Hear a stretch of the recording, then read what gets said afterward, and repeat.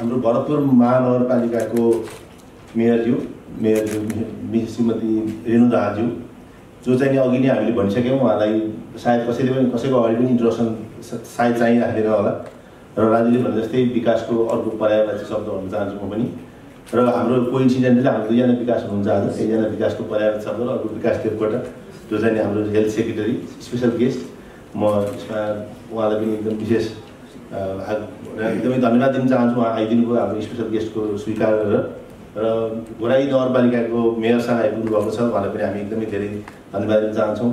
त्यस्तै प्रदीप ग्यावाली जुन चाहिँ मदन भण्डारी प्रतिष्ठानबाट आउनुभएको छ, हाम्रो भाइस चान्सलर उहाँबाट आउनुभएको छ, र अन्य सम्पूर्ण यहाँ जुन जति पनि उपस्थित हुनुभएको छ सम्पूर्ण ड्यासमा आसीन महानुभावहरू सबैलाई म एकदमै second international conference on community mental हेल्थमा चितवन मेडिकल कलेजको प्राङ्गणमा जुन भइरहेको छ, म त्यसमा आउनुभएकोमा सम्पूर्ण महानुभावहरूलाई विशेष धन्यवाद सहित म उहाँलाई एड्रेस गर्दै सबभन्दा पहिला धन्यवाद पनि भन्न चाहन्छु।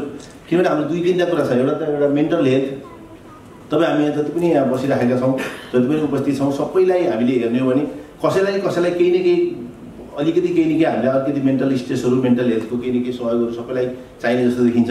हाम्रो केही न केही काममा व्यस्त छ, कसैलाई टाइम म्यानेज गर्न सकेको छैन, कसैलाई घर म्यानेज गर्न सकेको छैन, कसैलाई प्रोफेसन म्यानेज गर्न सकेको छैन। त्यस कारण सबैलाई एउटा केही न केही स्ट्रेसहरू भइरहेको स्थितिमा हामीलाई यो यस्तो खालको कम्युनिटी मेन्टल हेल्थ जस्तो अर्गनाइजरहरू हुन्छ यहाँ, चाहे त्यो चितवन मेडिकल कलेजको साइकेट्रिक टिम होस्, चाहे डाक्टर श्रीधर होस्, चाहे डाक्टर सुरज होस्। डाक्टर सुरज जुन चाहिँ पोस्टको मेरो साथी यहाँबाट उहाँ पोस्टबाट आइपुग्नु भएको छ, उहाँहरू सबैलाई जति पनि यहाँ आसिन जति पनि हुनुहुन्छ उहाँहरू सबैलाई, र स्पेसली जति पनि डेलिगेट्सहरू तपाईँहरू हुनुहुन्छ, प्रोफेसरहरू जति कति आर्टिकलहरू लिएर आउनुभएको छ होला, कति पेपरहरू लिएर आउनुभएको छ होला।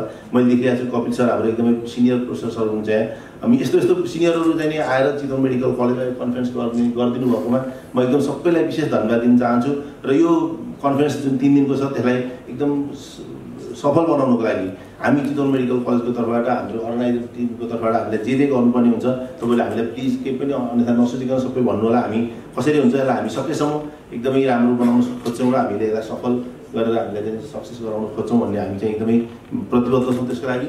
र यसमा आजको अब किन चेयरम्यान भनेर चाहिँ अचम्म चिज हुँदो रहेछ, धेरै बोल्नै पाइँदैन, जहिले नि सबैलाई ढिलो भइसकेको हुन्छ, मलाई ढिलो बस्यो भने सबैले घडी हेरिरहेको हुन्छ, केही बोल्नु पनि पाउँदैन। त्यस कारण अहिले आजको दिनमा चाहिँ म धेरै नबोलिकन सबैलाई एकदमै मेन्टल काम होस्, मेन्टल एउटा स्टेजमा चाहिँ सबैजना शान्ति पाओस् हामी सबैले, र यो मेन्टल हेल्थको कन्फरेन्स पनि एकदमै राम्रो होस् भन्ने शुभकामना दिँदै म चाहिँ धेरै शब्द नबोलिकन म जति पनि यहाँ अर्गनाइजरहरू हुन्छ, जति पनि साथीहरू हुन्छ, उहाँहरू सबैलाई विशेष धन्यवाद दिन चाहन्छु। र जति पनि बाहिरबाट आइदिनु भएको डेलिगेट्सहरू हुन्छ, जति पनि हुन्छ, चाहे त्यो प्रेजेन्टेसन होस् अथवा एक्टिभिटी अथवा प्यासिभिटी जति पनि पार्टिसिपेट गर्नुभएका सम्पूर्ण साथीहरूलाई मैले हाम्रो नवरात्राले देखिरहेको छु। हाम्रो सिनियर दाइहरू अनन्त सबैलाई जति पनि यहाँ आउनुभएको छ, म सबैलाई विशेष धन्यवाद दिँदै म तपाईँहरूको एकदमै राम्रो यो चाहिँ प्रोग्राम राम्रो होस्, सफल होस्, र नेक्स्ट हामी जस्तो पनि यस्ता पनि प्रोग्रामहरू यस्तै प्रोग्रामहरू अरू पनि गर्दै जान पाइयोस्। र दिशा भाइले एउटा प्रेजेन्ट गरेँ भर्खरै मेडिसाको त्यो टेलिसाइकियाट्री भनेर एकदम चाहिने जस्तो लाग्छ मलाई, त्यो भनेको सुन्दाखेरि अब राम्रोसँग अलिकति डिटेलमा बुझौँ। र यस्तो कुराहरूले चाहिँ हामीलाई केही न केही सहयोग होस्, हामी सबै भनौँ न कम्युनिटीलाई केही गर्न सकियोस्। हाम्रो सबैको उद्देश्य त्यही नै हो। अहिले राजुले भने जस्तै चाहे त्यो प्राइभेट होस्, चाहे गभर्मेन्ट होस्, चाहे तपाईँहरू कम्युनिटीमा होस्, चाहे अगाडि माथि बसेको होस्, चाहे तल बसेको होस्, हाम्रो सम्पूर्ण सबैको उद्देश्य भने चाहिँ कहीँ न केही न केही आफूले सकेको कुरा, आफूले जानेको कुरा जनताहरूलाई सहयोग गर्न सकौँ। हाम्रो सबैको उद्देश्य त्यही हो। त्यसैको लागि हामीलाई सबैलाई चाहिँ एकदम शुभकामना दिँदै म यो 3 दिनको प्रोग्राम एकदमै राम्रो होस् भन्दै, र आजको यो फर्मल प्रोग्राम चाहिँ यसैमा अहिले नै सकिएको पनि म विशेष भन्दै धन्यवाद दिन चाहन्छु सबैलाई।